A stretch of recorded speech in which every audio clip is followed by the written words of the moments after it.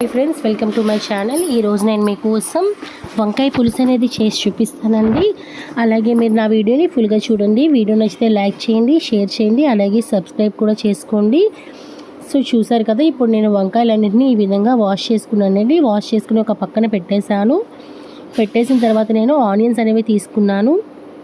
Onions కూడా తీసుకొని వీటిని ఈ విధంగా కట్ చేశానండి. కట్ చేసిన తర్వాత నేను వీటన్నిటిని వాష్ చేసేసిన తర్వాత నేను వీటన్నిటిని ఒక ప్లేట్లోకి తీసుకుంటున్నానండి.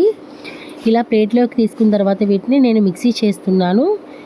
అందుకని చెప్పి నేను ఇప్పుడు కట్ చేసుకొని పెట్టుకున్నాను కదా ఆనియన్స్ అన్నింటినీ నేను మిక్సీ బౌల్లో వేస్తున్నాను. మొత్తం ఈ ఆనియన్స్ అన్నీ మనం మిక్సీ బౌల్లో వేసిన తర్వాత మనం వీటిని మిక్సీ చేయాలండి. సో మనం ఆనియన్స్ అనేవి ఈ రెసిపీకి టేస్ట్ అనేది చాలా బాగా ఇస్తుందండి. సో చూసారు కదా, మొత్తం మిక్సీ చేసేసిన తర్వాత వీటిని అల్లం వెల్లుల్లి పేస్ట్ కూడా ఇందులోకి యాడ్ చేస్తున్నాను. ఈ పేస్ట్ని నేను ప్లేట్లోకి తీసుకుంటున్నానండి. ఈ విధంగా ప్లేట్లోకి తీసుకున్నాక ఇందులోకి తగినంత కారం కూడా యాడ్ చేస్తున్నాను. నేను స్పూన్స్ లెక్క చెప్పట్లేదండి, జస్ట్ కారం తగినంత అని చెప్తున్నాను. ఎందుకంటే మనం ఎంత కారం తింటామో మనకు తెలుస్తుంది కాబట్టి మనం తగినంత కారం ఇందులోకి యాడ్ చేసుకుందాము. అలాగే సాల్ట్ కూడా తగినంత వేసుకోండి. వేసేసిన తర్వాత మొత్తం ఈ పేస్ట్ని ఈ విధంగా మొత్తం కలపండి. సో చూసారు కదా, నేను ఈ విధంగా కలుపుతున్నాను. మీకు ఇప్పుడు చూపిస్తాను చూడండి. సో చూసారు కదా, మనకి ఆ విధంగా ఉండాలి. ఇది అనేది వాటర్లా ఉండకూడదండి. ఇందులో అసలు మనం వాటర్ అనేది యాడ్ చేయకూడదు. ఇప్పుడు నేను వంకాయ కూడా చూపించాను కదా, ఈ విధంగా మీరు వంకాయని కట్ చేయండి. 4 ముక్కల్లా కాకుండా మనం వీటిని వంకాయని ఈ విధంగా కట్ చేస్తే మనకి ఈ ఆనియన్ పేస్ట్ అలాగే ఉప్పు కారం మసాలా ఇవన్నీ బాగా పడతాయి. అప్పుడు మనకి వంకాయ పులుసుతో తిన్నప్పుడు టేస్ట్ అనేది చాలా బాగుంటుంది. సో చూసారు కదా, నేను ఏ విధంగా పేస్ట్ అయితే పెడుతున్నానో మీరు కూడా ఆ విధంగా ఈ ఆనియన్ పేస్ట్లు వంకాయలోకి ఈ విధంగా పెట్టండి. మసాలా అనేది బాగా పడుతుంది వంకాయకి. అప్పుడు మనకి ఈ వంకాయ వేపుడు కూడా చేసుకోవచ్చండి మనం ఈ విధంగా. అలాగే వంకాయ పులుసు కూడా చేసుకోవచ్చు. మనకి ఆ ఫ్రై కన్నా ఈ పులుసు అనేది మనకి బాగా టేస్ట్ అనేది ఉంటుంది. మా చిన్నప్పుడు మాకు ఇలా చేసి పెట్టేవారు. కానీ ఇప్పుడు ఏంటంటే ఎవరు ఎక్కువగా ఈ విధంగా చేసుకుని తినడానికి ఇష్టపడట్లేదు.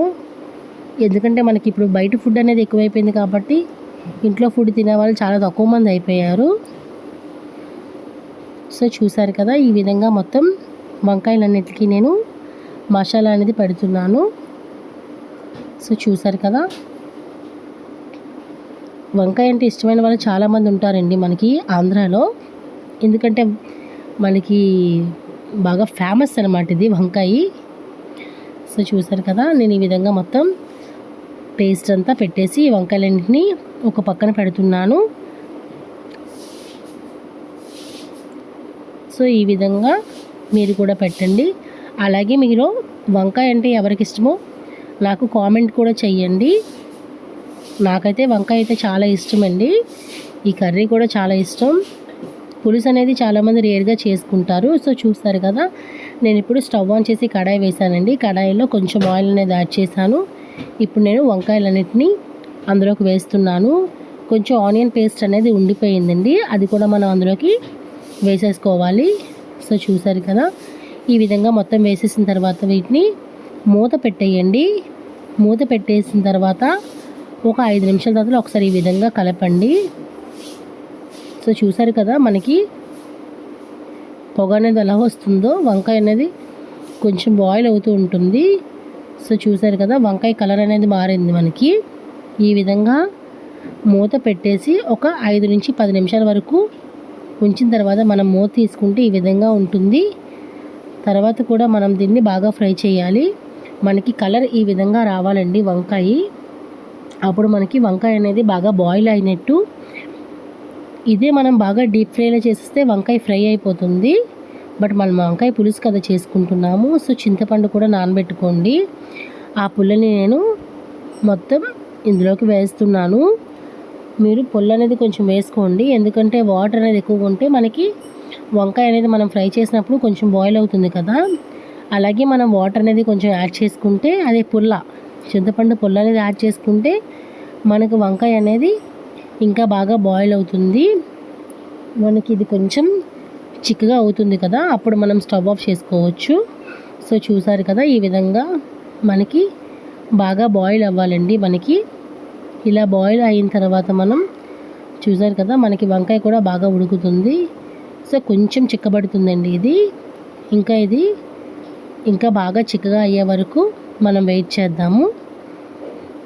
సో చూసారు కదా, ఈ విధంగా మనం వంకాయ పులుసు అనేది చాలా ఈజీగా చేసుకోవచ్చండి ఇంట్లోనే. ఇలా చూసారు కదా, ఈ విధంగా ఉన్నప్పుడు మీరు స్టవ్ ఆఫ్ చేసేసుకోండి. అప్పుడు మనకి టేస్ట్ అనేది చాలా బాగుంటుంది రైస్లో కలుపుకొని తిన్నప్పుడు. నేనైతే స్టవ్ ఆఫ్ చేసేస్తున్నానండి. మ్యాక్సిమం వంకాయ అయితే బాయిల్ అయిపోయింది. సో చూసారు కదా, చాలా చాలా టేస్టీగా ఉంటుందండి మీరు రైస్తో కలుపుకొని తింటే. అలాగే వీడియో నచ్చితే లైక్ చేయండి, షేర్ చేయండి, అలాగే సబ్స్క్రైబ్ కూడా చేసుకోండి.